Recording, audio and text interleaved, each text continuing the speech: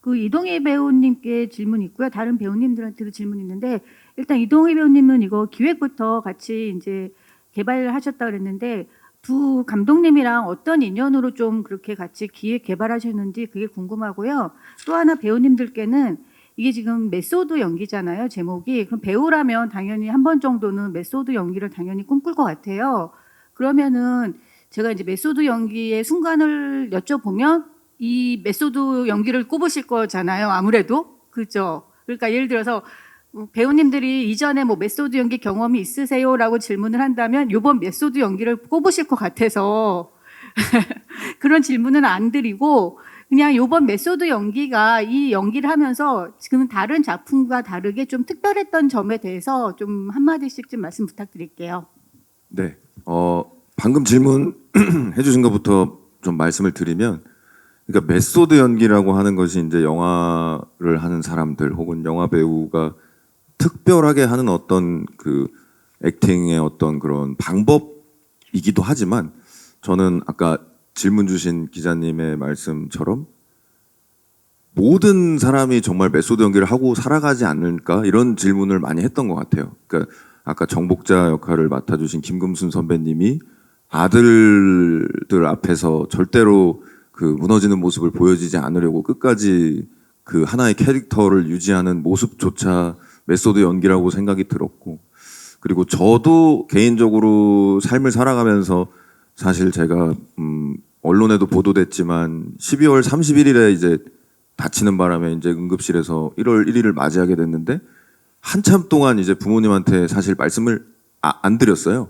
걱정하실까봐 못 드리는 것도 사실은 뭐 응급실에 있으면서 이제 새해 축하 문자 이렇게 새해 복 많이 받으세요 문자를 보내고 있지만 지금 그 처해진 상황을 이렇게 전달을 할 수 없던 것처럼 이게 오히려 특별한 어떤 배우의 어떤 연기 방식이기보다는 우린 모든 사람들이 메소드 연기를 하고 살아가고 있지 않는가에 대한 어떤 것이 좀 많은 분들과 좀 공감을 나눌 수 있는 부분이라고 생각을 해가지고 그 메소드 연기에 도전하는 극 중에 이동희와 그걸 연기하는 데 있어서 오히려 정말 메소드 연기를 하고 있었어야 됐던 어떤 그런 순간들이 또 굉장히 복잡하게 이루어져 있고 또 나중에는 어떤 끝부분에서 어떤 지점에서 만나는 부분들도 있었어가지고 굉장히 저한테는 또 진짜 메소드 연기가 되지 않았나라는 어떤 그런 작품으로 기억이 될 것 같습니다. 그리고 죄송합니다. 첫 번째 질문을 제가 기획을 함께 했는데 2년. 네네네. 아무래도 우리 감독님하고 저는 뭐 20년 지기 대학 시절부터 친구이기도 하고 참 오랜 시간 동안 같이 배우의 꿈 그리고 영화인의 꿈을 같이 꾸었던 어떤 동료이자 친구로서 저도 좀 처음에는 사실 놀랐던 것 같아요. 갑자기 연출을 한다고 이제 저한테 이야기를 했을 때 많이 당혹스럽기도 했지만 원래 배우로서 또 열심히 하고 있었던 친구였으니까. 근데 처음 쓴 시나리오를 받아봤을 때 엄청난 정성과 열정을 저는 느꼈고, 저도 그래서 이제 일말의 고민 없이 그 작품에 참여하게 되면서 시작이 됐고, 메소드 연기 단편으로 이어지면서 또 열정과 노력이 또 배가가 된 어떤 것에 또 감동하게 됐고요. 그리고 또 참 쑥스러운 얘기지만 그 영화를 통해서 제가 일전에 어떤 단편 영화를 통해서 영화제에 가본 적이 거의 없었어요. 근데 첫 번째 작품으로 부천 판타스틱 영화제에 갔었고 두 번째 작품으로 미장센에 초대받고 이랬을 때 정말 이 친구가 이 감독으로서의 어떤 실력이 분명히 있구나라고 또 확신을 가지게 되었고, 장편으로 또 확장을 시켜도 참 좋을 것 같다라는 어떤 그 확신이 있었기 때문에 또 의기투합하게 됐습니다. 네. 네. 저희 영화 제목이 메소드 연기, 메소드 연기이다 보니, 메소드 연기에 대한 질문을 이렇게 받을 때마다 굉장히 버겁고 당황스럽습니다. 왜냐하면 너무 거창한, 배우들한테 너무 거창한, 메소드 연기란 말을 꺼내는 순간 되게 뭐 거창해지는 느낌이거든요. 대학 시절에는 메소드 연기를 다들 추구하려고 많이들 했을 거예요. 배우라면 처음엔 다 그렇게 꿈꾸죠. 배고프면은 진짜 배고파 봐야 되고, 외로우면 외로워 봐야 되고, 가난하기 위해서 운막 생활도 해보고 싶고, 그거에 진정한 연기 아닌가 그렇게 저도 했던 시절이 있는데, 실제로 모든 역할을 어떻게 그렇게 할 수 있을까? 결국에 하다 보면은 어떨 때는 이게 약간 좀 이럴 때는 약간 기술적으로 이렇게 하기도 하고 그렇게 하면서 어떻게 저마다 자기만의 이렇게 연기 타협점을 찾는 것 같은데 이번 작품 같은 경우는 제목 때문에 이제 제가 저도 이렇게 보면은 나는 과연 언제 메소드 연기를 해봤지 이렇게 하면 좀 갑자기 좀 부끄러워지기도 하더라고요.